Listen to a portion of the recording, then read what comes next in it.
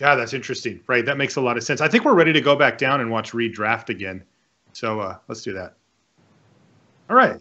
All right. We're back in, and this pack looks a bit worse than the one that Reid opened before. Ben, what do you make of this pack? It looks like he's got a catcher's attendant highlighted here.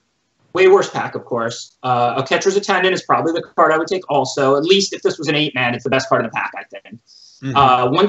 Once you get into a team draft strategy, it does get more complicated. Like, we can analyze. You should always be analyzing what you expect the person you're passing to most likely take, and what the person, like your teammate, one further downstream is likely to get. Yeah, really so it looks like 2 black cards here, doesn't it? Right. It's really hard to manage all 6. I mean, maybe, when I was a little younger and sharper. But even now, anybody team drafting should always be thinking at least 2 seats down. What you're passing to the opposition and what you can get to your teammate 1 seat from down. In the case that you open something super broken, like the Blue Vizier that Reid opened in our make-believe draft that didn't happen, you would almost always take that. It's too broken of a card. You're not going to send that to try and hook somebody. If anything, you'll send through a good blue common later to try and hook them, But what about here, where it's like this is a really interesting run, right? Like 3, very good cards, and 2 of them are black and 1 of them is white. Yes, this is dangerous. It's very likely that the next 2 picks out of this pack will both be black, which means, I don't know if it's Huey or Owen, but whichever teammate of Reid's is 2 down from him could easily end up playing black behind a black drafter, just depending on what's in the next couple packs. Because, of course, everybody's navigating the draft, and, your third pick does not lock you into a color. And it looks like Reid may take a black card out of this pack as well. There's a Cartouche of Ambition and a Splendid Agony. There's also an Exemplar of Strength if he wants to explore green, but this could get awkward for them, right? If he starts taking black cards now. So, yeah, I'm almost glad that the draft crashed, because this is a much more interesting start to a draft. Now we have a lot of cards that are close in power level. You can consider a lot more bobbing and weaving and draft strategy, and a lot less just slamming the power cards. It looks like he's selecting Cartouche, which I find to be surprising. Maybe, I like the black Cartouche and all. I personally think Splendid Agony is the better card. I don't know. Obviously, I didn't work with Reid for the Pro Tour. He's on the Pantheon, and I'm with CFB Ice, so I guess we probably just value these cards differently. Well, that is an interesting discussion to have too. I mean, this pick's running out, but I think you could make the argument for the Cartouche of Ambition in the regular draft format, in that so many people are playing these hyper aggressive, low to the ground decks that card may bump it above a little bit, but you shouldn't expect to see that here, right? Probably not, and that is a good point. As far as team draft, though, Reid just passed Splendid Agony. So Reid pretty much knows the person he's passing to just got 2 black cards. Yeah, sure. So Reid should really make sure to play black if he can, if he's seeing black. Now, remember, pass and cut is cool if you're seeing that color, because you can't pass all those good cards to somebody. But let's say Reid doesn't see any black. Like, this pack has 0 playable black cards. Yeah, no black cards, right. Right, so Reid doesn't have to play black. Reid can go on and draft blue-white if he's not seeing black. If the person passing to Reid is black, they're effectively doing the cutting for Reid, and he can just draft the open colors. But Reid still needs to be aware that if a good black card does slip through, and it's substantially better than anything Reid could take for himself, he should hate it, because there's a good chance that the person he's passing to is black. So in this case, he does move in and takes Temet here.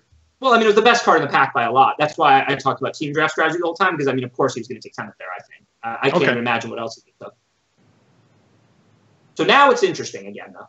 Yeah. So talk to us now, because he's got a couple of options here. You can see he's got a Splendid Agony in the pack, which kind of jumps out. And then I've been really impressed by both Labyrinth Guardian and Binding Mummy. Right. If this is an 8-man at the Pro Tour, I'm probably taking Blinding Mummy. I agree with you. Labyrinth Guardian's really good, too. It's a tough pick between those, and I'm not even looking at the black cards. I only have a black Cartouche. I passed a bunch of good black. I'm all about blue-white from here if this is an 8-man. Right, but since it's not, how does it change? Since it's not, I'm looking to play white-black probably. He needs to take the Splendid Agony, right? Yeah, if this was me, honestly, I would take the Splendid Agony. I'm just going right to that person on his left, and none of the black's getting over to the other player either. Exactly. So, if this was an 8-man, I'd take the Binding Mummy, but if it's a team draft, I take the Splendid Agony there. Okay, well, he went with the Binding Mummy, clearly signaling, I think to us that he would prefer to try to do this blue-white deck if he can support Temet. This pack stinks, though, doesn't it? Just a sparring mummy for Reid? Yeah, I mean, there's basically no good cards of any kind in this pack. The Sparring Mummy's a fine pickup for what Reid is drafting. You're not really worried about passing an Unburden. I mean, it's fine. It's a card that will probably make the black player's deck. It's probably going to be the person who's passing to's pick. But, I mean, this pack is just, you know, a few okay playables, nothing exciting for anyone, basically. What about this next one? More of the same. Yeah, it doesn't look very good, does it? Now, one thing that does pop out to me, Ben, that I've heard that people tend to value colorless cards a little higher in this because, you know, you can play them. How do you fit cycling into that mix? You know, when the cycling cost is colorless. Oh, I would not be shocked if you see more off-color cyclers make people's main deck in these team drafts because they just finished with 21 playables than you will ever see in 8-man drafts and Grand Prix in the Pro Tour. Okay, so those are going to play an important role as kind of filler for some of these decks. Yeah, and like out of this pack, you know, there's not really great cards, but you know, these are the kind of opportunities where, you know, I feel like Reid is kind of just drafting like an 8-man style deck here because I mean, he just took Forsake the Worldly. It's an okay card, but you know, the Pitiless Vizier is like a pretty solid playable. And once again, I would probably have hated that or took it and tried to play white-black from here if I were Reid. If I'm Reid in the seat, I'm trying to play white-black and just splash the Temet because I'm pretty sure the person I'm passing to drafted some black cards. And Definitely. so I can either push them out of black, in which case they lose those picks, or they stay in black, in which case they are very likely to have a really bad deck. So like here, for example, I'm slamming this Wandering Death. This is not really even a close pick to me. I want to play white-black way more than I want to play white-blue because it's damaging the person I'm passing to. I'm seeing black. Remember how we talked about, like, if you're not seeing black, you can let the other person do the cutting or whatever, but Reid's seeing black. You know, he got a Splendid Agony 4th pick. There was a Wandering Death, a good card 7th pick, a Pitiless Visor 6, maybe 1 pick earlier, but whatever. You get the point. So if I'm Reid, I'm definitely drafting white-black right now in this seat. Yeah, because whoever he's I'm going to try to find out actually who he's passing to, and I'm curious. I want to know if they're drafting black. We'll be able to find that out, of course, as we watch the matches, and we'll keep an eye on that because this is just an interesting sort of sub-storyline about how these things actually play out. Also, I mean, if I'm sitting in Reid's seat, I don't expect to see a lot of black cards coming back, you know, in pack 2, right? I mean, he's passing to Sam Black, by the way. Yeah, so I mean, here he took the Winged Shepherd, of course. It was the only playable in the pack, and it's his colors. That pick was kind of a no-brainer. And you know, now there's nothing really. I mean, just these blue cards are moderate. I'd probably take the Naga Oracle. I mean, a double blue card isn't really where he wants to be, and these cards aren't really very good. But you know, if you take something else, it's no big deal. These cards are just not good. He's not seeing anything great late here. He's just going to take a mighty leap. Now, when you get this deep into a pack, are these picks still important, or is this kind of like the regular ones where you're like, whatever, it doesn't really matter what you take? A lot of times they're not important, but this time I would take Nest of Scarabs probably because, you know, that's a card that, you know, a black player can build around, and he passed 2 straight Splendid Agonies. So there's a good chance that Sam could put together some kind of black-green Splendid Agony Nest of Scarabs masterpiece. So I think Nest of Scarabs might have been pretty important here. Okay. So I would have took that. He just took the Mighty Leap, just a mediocre card for his deck instead. Yeah, a card that like could be your 23rd or your 25th, just depending on how many playables you end up with. Okay, now he's going to take the Unburden, now that there's just stone, nothing else for him. Yeah. Yeah, it feels like I'm sure he knows he passed these black cards and he's thinking of it. But it feels like, to me, like he kind of isn't seeing himself as a potential white-black deck. And maybe he should have been, because like he could have took the Pitiless Vizier, even after passing the black cards early. Could have took the Pitiless Vizier, and then that Wandering Death, and then that Nest of Scarabs, and then those are cards that don't get to Sam. So we'll see. His blue isn't strong. I mean, right? He's not seeing blue really. No. I mean, we'll see what happens in this pack. Of course, now it's interesting.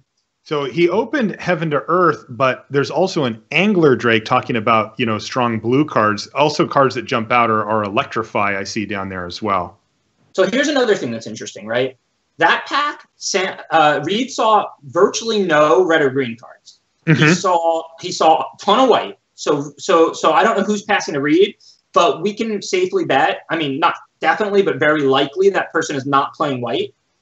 He saw a little bit of blue. He saw a lot of black. So we don't know what colors that person is playing. They could be playing blue. They could be playing green-red. We do know that these two cards, Angler Drake and Heaven Earth, are a lot better than the rest of the cards in this pack. But there is an Electrify also. Yep.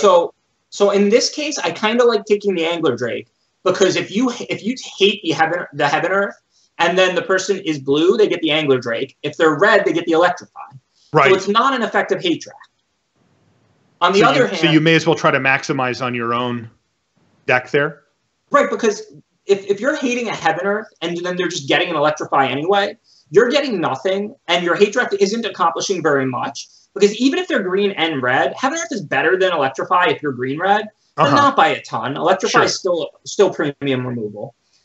So this is a situation where I like the pick of Angler Drake. I think it's just as likely the person passing to Reid is blue as they are green-red, because Reid basically just saw only white and black.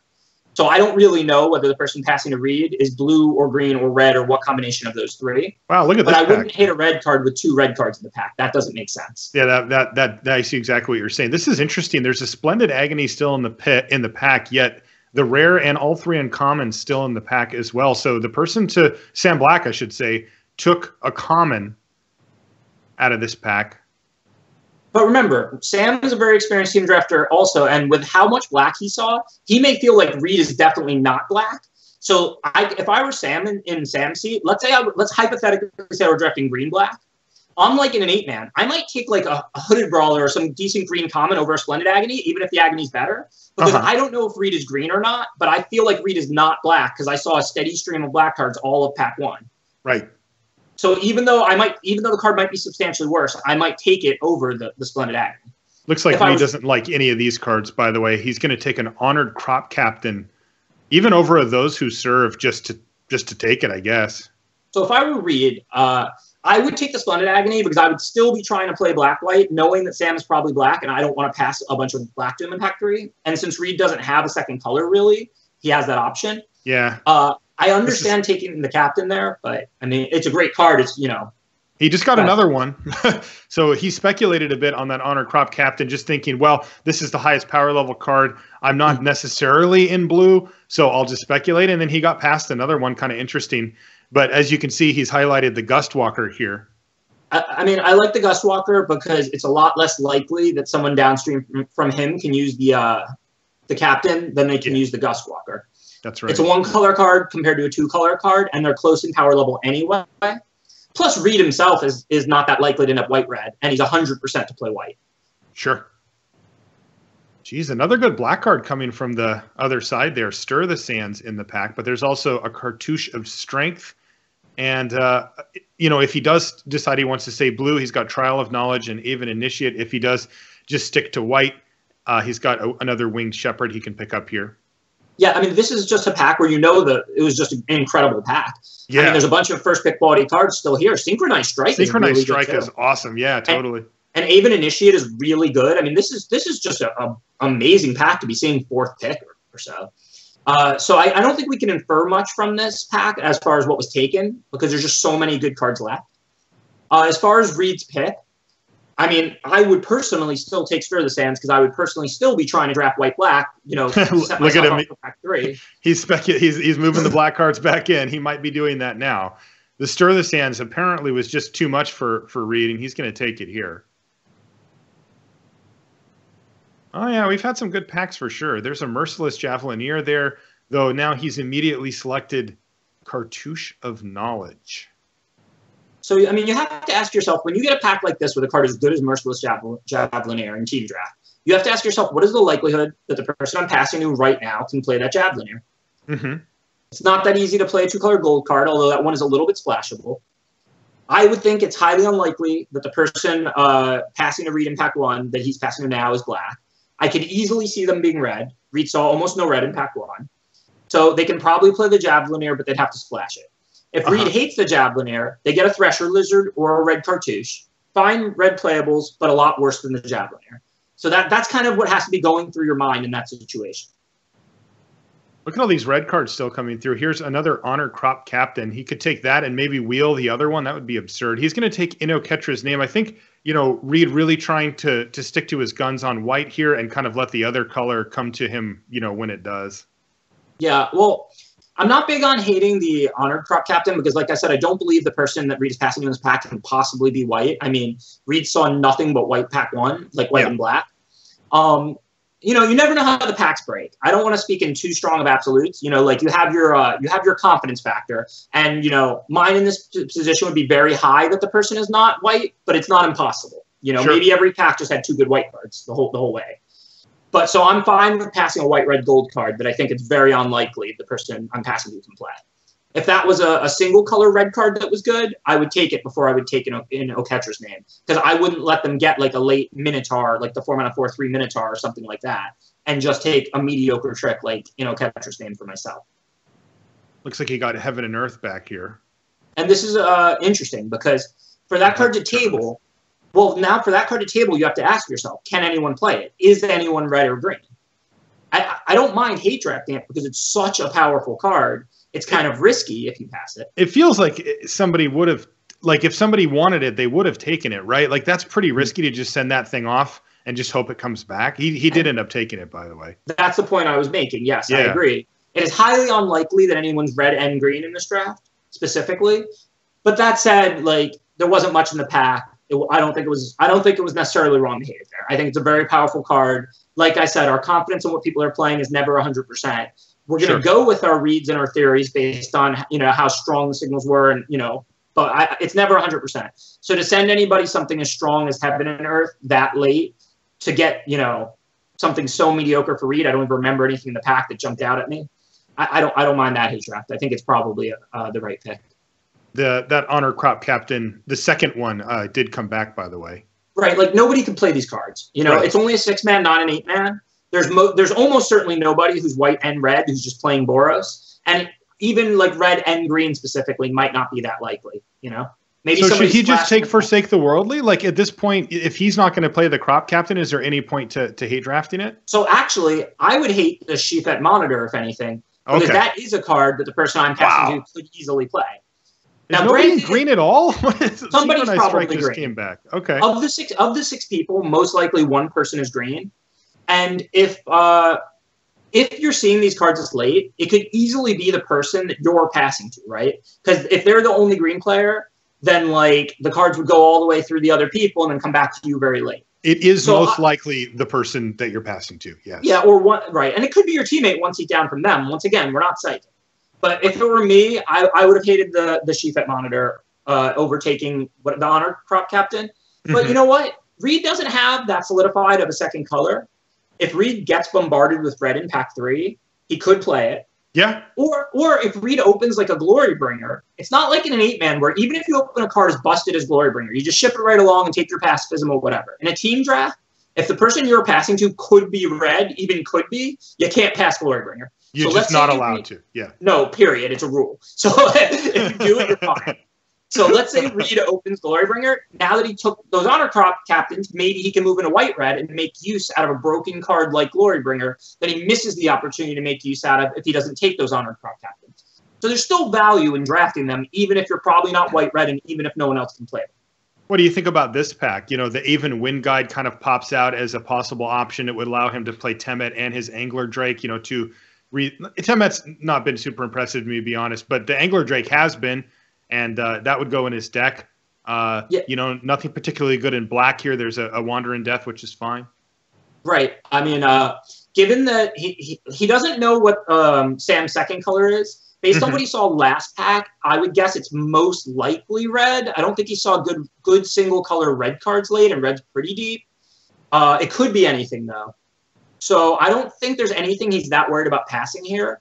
I mean, the best card in the pack, other than the Wind Guide, is probably the Synchronized Strike, maybe the Aven Initiate. And, like, those are not that different in power level than each other. And the Wind Guide is the best card in the pack.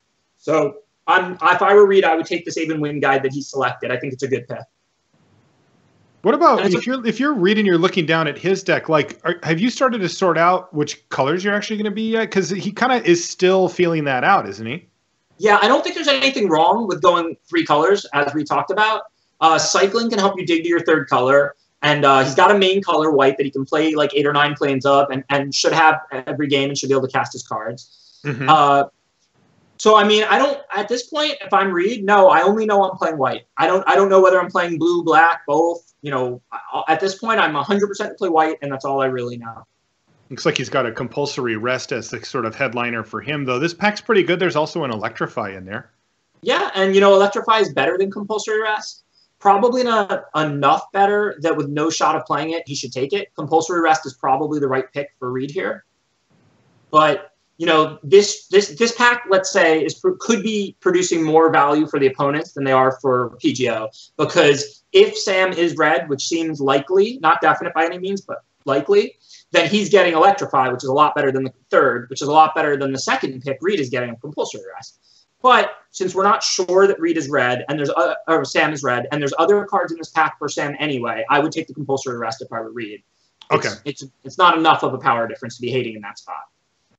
All right, now here's a good decision point because there's a couple of playables in Reid's colors. There's the Shimmer Scale Drake, a Naga Oracle, a Cartouche of Solidarity. But there's some pretty good red cards. That Blood Rage Brawler, that guy's pretty good. Yeah, I mean, that card's pretty good. I don't think it's same as the last pick. Like, I feel like if Sam's red, black or something, which seems very likely to me, then this draft is not going well for Reid. Like, you know, Sam's probably got a better deck. Mm-hmm. But I would take Shimmer Scale Drake here because, I mean, I just don't know for sure what Sam is. The power difference is not that high. Even if somehow after this Reid starts seeing black and has to play black and splash the blue, the Drake is very splashable. It cycles for colorless. So I like this pick. I would take the Shimmer Scale Drake. And if I were Reid, I would try and draft white-blue because now it's pack 3. He only needs a few more playables. He can have a pretty nice white-blue deck here. So he does have to draft his own deck, you know? Yeah, here's a Splendid Agony, by the way, you were talking about if you start seeing any black cards. He's got a couple of options for himself, a Heckma Sentinels. There's also a Reduced to Rubble. Yeah, so this is where it gets kind of interesting. Splendid Agony is the best card in the pack. That True Heart Twins is probably not that much worse than Splendid Agony, so that kind of makes it a question of whether you want to hate the Agony or not. In this case, I would hate the Agony. I think it's very likely the person I'm passing was black, and there's 2 red cards. The Short Shot's pretty decent also. So even if Sam takes the True Heart Twins, that gets the Short Shot to my teammates who might be red, potentially downstream. And there's not really anything for Reid that matters. I don't think he cares about a Sparring Mummy. He doesn't even really have Exert creatures or much of a zombie theme. So if I were Reid out of this pack, I would hate the Splendid Agony, given it's the best card in the pack by a pretty wide margin, I think, and that I think Sam is very likely to play black. Yeah, oh my goodness, look at this. A Never to Return here. Yeah, and Reid is snapping that off. And I do think the Splendid Agony pick was close last pack. If the pack had the card Reid took, the Sentinels, Splendid Agony, and no playables, it would be really bad to not hate the Splendid Agony. But given hating the Splendid Agony might just get Sam a True Heart Twins instead, I don't think it was like a bad pick. I think it was a This is interesting. Look, Reid has now this is not interesting. The compulsory. No, I'm saying he's now taken the compulsory rest. Reid should be taking Never Ever, or whatever the card is called. Now, do you think his logic is that Sam's going to get a playable black card either way, or like he needs to be weighing it against how good the card he's passing is, right? Yeah, and this is the opposite of the last pick. The next best card in this pack is a Cartouche. Black Cartouche is not that good. It's solid, it's good, but it's not even remotely close to the removal spell. They then gives you a 2/2. Those 2 cards power level are super far apart, and that black rare is way better than compulsory rest. And he should be thinking that Sam is in black. That much is the thing that we are pretty sure about, right? Right. So that pick I really don't like. That's the kind of pick that I would get mad at a teammate for. I'd be like, you pass them a black broken rare when their most likely color is black, and you pass them lots of great black cards the whole draft, so you could take a compulsory rest. Like, that's not a pick I like. I've got to be honest. Yeah. And it is about that delta, right? About the difference between how much better the card is that you're passing versus the one that you're taking, right? Yes, absolutely. That's the most important thing. Okay, this is interesting because now Reid does seem like he's trying to hate draft a little here. He's highlighted a Trial of Ambition rather than taking his 3rd compulsory rest. So a little inconsistent there, maybe? Well, consistency is not a good thing. That's a concept that's way overblown. I mean, you're trying to make. I meant his approach. You're saying like, why didn't you hate the broken rare last pick, and now he's taking uncommon that's good but worse than the broken rare over the same common? Yeah, I'm not exactly sure why Reid didn't take that the previous time. I'm guessing it might have to do with Reid thinking Black Cartouche is really good because as we talked about, he took it over Splendid Agony or something early. And I'm not saying that's wrong. You know, that's not how I value the card. But, you know, I've been wrong before. I'll be wrong again. You know what I mean? We're not talking abstract strategy here. We're talking how good is Black Cartouche. And maybe Reid is right and I'm wrong, you know? Well, I mean, that's the part that I love about this the most, to be honest. And it's also the least obvious part, is that we're taking this strategy that you've described to us today, but we're also putting a whole nother layer on top of it, which is, how do you value these cards and how do you think other people value the cards, right? Like that is that is just an absolute game changer as far as these things go too. Because if all of us were literally the same on, you know, valuing the cards, pick orders, relative values and stuff, this would be a lot less interesting. And it still would be interesting, to be honest. But the fact that, like, I agree, my read on Reid is that he values the Black Cartouche quite highly. We saw him take one highly earlier. And that changes everything too. Really interesting. And don't get me wrong, I like the Black Cartouche also. I would never cut it from a deck. It's a good card. I just see that Black Broken Rare that kills any creature for 3 mana and then gives you a 2/2 and exiles a potential embalmed creature from their graveyard as so much better than the Black Cartouche. But it's not like I'm hating on Black Cartouche. I draft them, I play them, you know. Totally. All right, well, we're right down the stretch here on this last pack here for Reid Duke, and he's getting kind of down to it. He's actually starting to flesh out what his deck is going to look like. Now, the interesting part about the discussion, of course, that we've been having is, you know, you're advocating for, well, look, I don't want to send this premium rare to Sam Black, who I already assume is in black.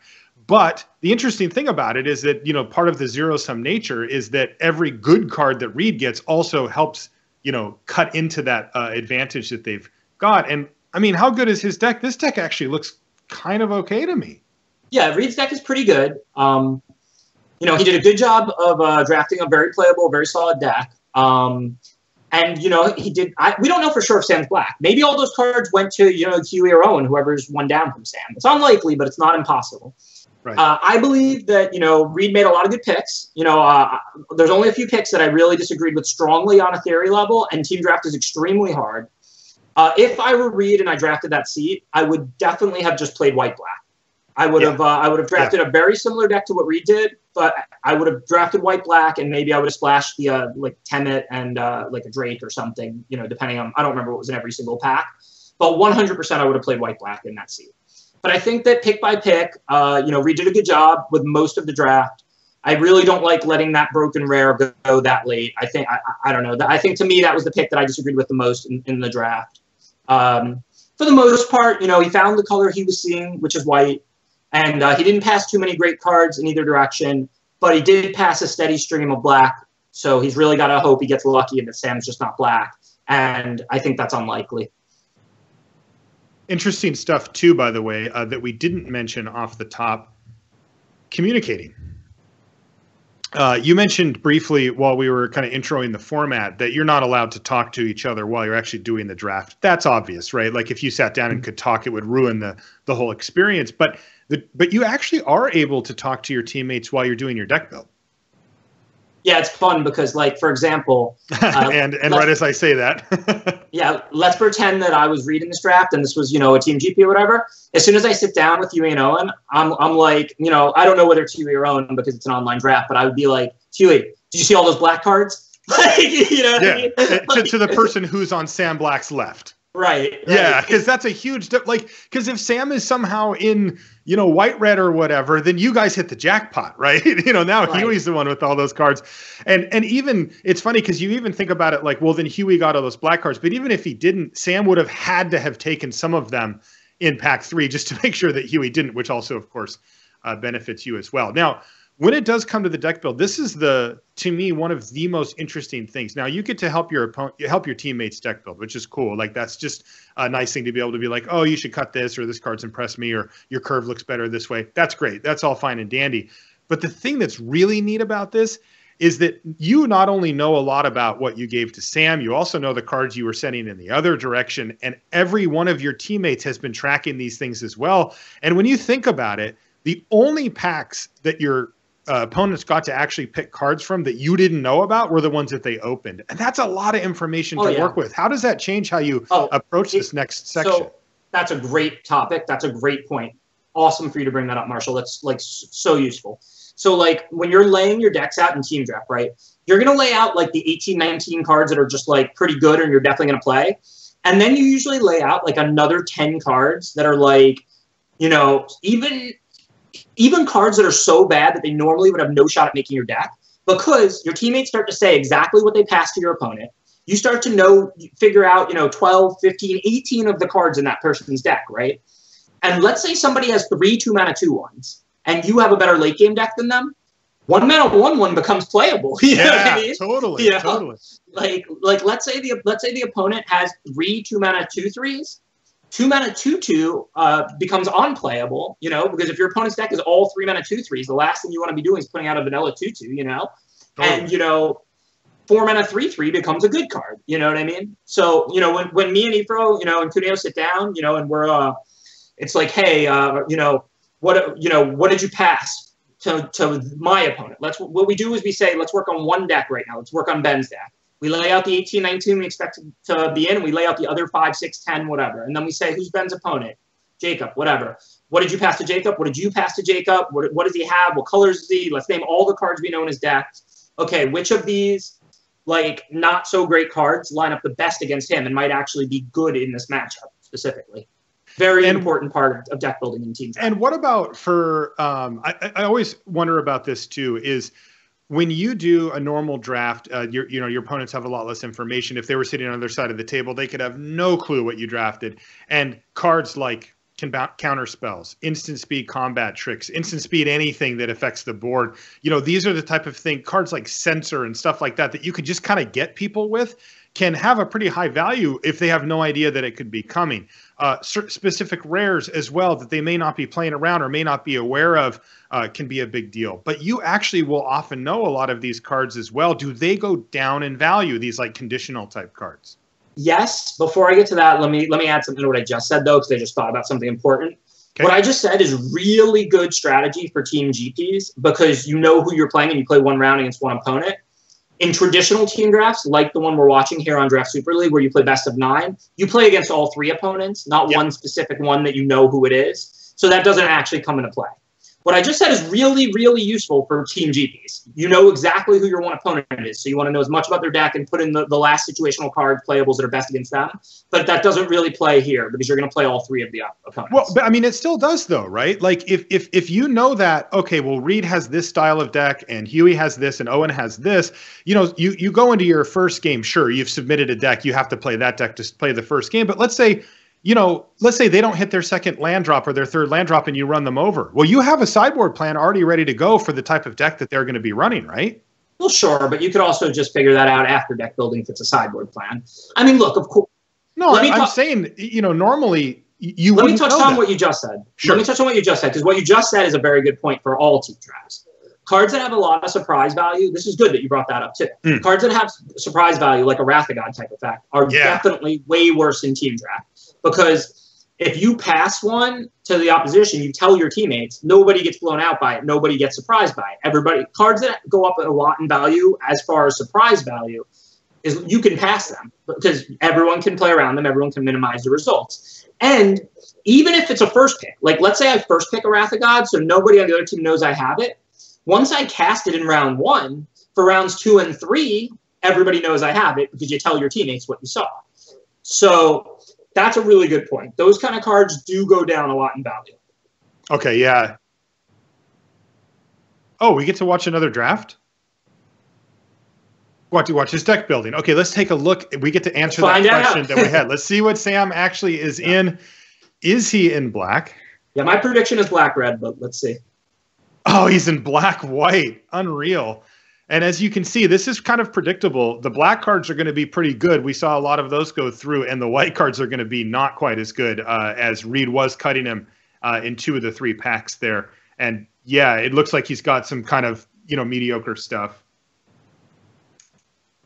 Yeah, and a lot fewer. As you can see, his black is pretty good. A bunch of Splendid Agonies, Wandering Deaths, the Broken Rare that he got 6th pick or whenever that was. He has better white than I would have thought. He must have gotten hit hard with white in pack 2.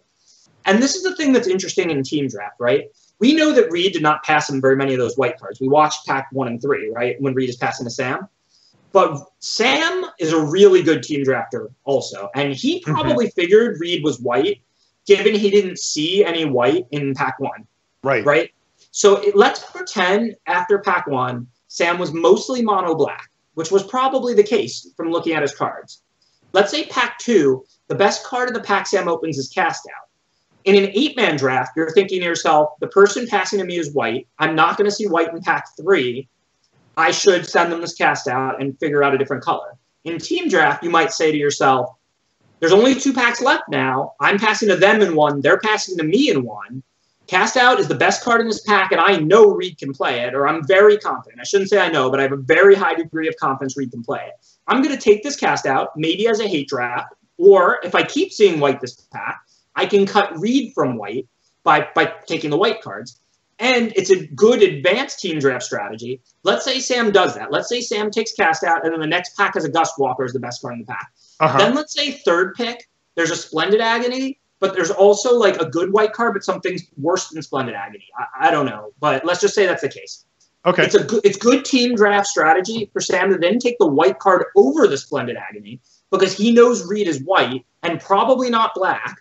So you take the card of the color that you're sharing with the opponent that you're passing to, and then you force that opponent to either hate draft the Splendid Agony or send it downstream, possibly to your teammates. That makes a lot of sense. That's really cool. See, this is the stuff this is what I wanted out of you, Ben. I like this stuff.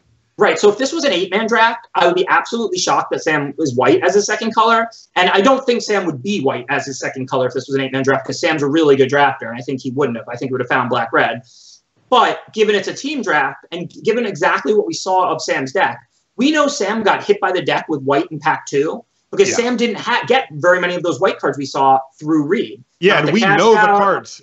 Right? We know all the cards. We just watched the draft. And Reid didn't pass Sam Cast Out. I don't think Reid passed Sam Gust Walker. I don't even remember him passing the Wing Shepherd unless it was a really early pick. Like, I don't think one of those got through Reid late. So I think Sam probably first pick Cast Out pack 2. Maybe it was pack 1 and he just had it. And then, he probably opened a good white card, Gust Walker, whatever. All of those white cards were probably just around pack 2. And he said, I'm not going to pass these to Reid, who's playing white. So I'll draft white this pack because I already have plenty of black playables. And then pack 3, I'll go back to drafting black, which I'm obviously seeing. Right. And that did seem to be what happened. One of the interesting things about Sam's deck that I did notice, and I'm wondering how common this is as well, he had 9 creatures laid out there. Yeah, and he had 2 Wander in Death in the deck. This is just a fact of life for team draft that sometimes you just don't get what you want, huh? Well, the decks are going to be worse. The card quality is going to be worse. Having 9 creatures is a big problem, no matter whether it's team draft or. That's what I was thinking. Yeah. Sam, go ahead. No. Sam should have more creatures. Obviously, it's pick by pick. You don't have control over the number of creatures you end up with necessarily, but it's a problem in any draft format to have. Yeah, but I'm asking, how common is it to have issues like this? We talked about the mana bases being sketchier and that kind of thing. This is just another symptom of a draft that hasn't gone exactly according to the way you wanted to. But that's typical for this type of thing, right? Is Sam super worried about the fact that he's got a low creature count, or is this something to be expected? Well, if his non-creature cards have cycling a lot, which I saw the 2 Wander Deaths, Renewed Faith. I don't know Sam's deck as well as Reid's. We just looked at it for a minute. Yeah. But if Sam feels like with the Wander Deaths and the cycling, maybe if he draws 2 creatures, he can Wander Death them back. Never Ever's really a 2/2 also, in addition to being a great removal spell. I really didn't look at every card Sam had that closely, but if he doesn't have enough creatures to be on the board, that's a big problem. Yeah, if your curve is a little bit worse and your card quality is a little bit lower than in a normal draft, than an 8-man, that's normal. That's not something to fret about. But you need creatures in most limited formats, including a Monket. So yeah, for sure. And then, okay, it looks like the players are just getting set up to get their match going. So we're going to have live rounds. Ben, I wanted to say thank you for popping in. This isn't Ben's week to play. He just came on to do commentary with us. Thanks, Ben, for taking the time and for the great explanations. That was awesome. Oh, thanks for having me. I've been waiting for 15 years to get to do this. I couldn't be happier to be here. All right. Well, we'll be back with more live action from the Team Draft Super League after these messages. Rise among the worthy next weekend. Bring your best standard deck to become the Amonkhet Game Day champion of your local game store. Top finishers are awarded full art premium promo cards and an exclusive Game Day champion playmat for the winner. Find a game day near you at magic.wizards.com/gameday. Grand Prix events offer great experiences for players of all skill levels. These Magic celebrations are headlined by 2-day open tournaments with pro players, feature top artist signings, and host a wide range of side events. Find an upcoming Grand Prix event near you at magic.wizards.com/Grand Prix. Want to play in the next Pro Tour? Qualifiers are happening this weekend on Magic Online. For more information, visit mtgo.com.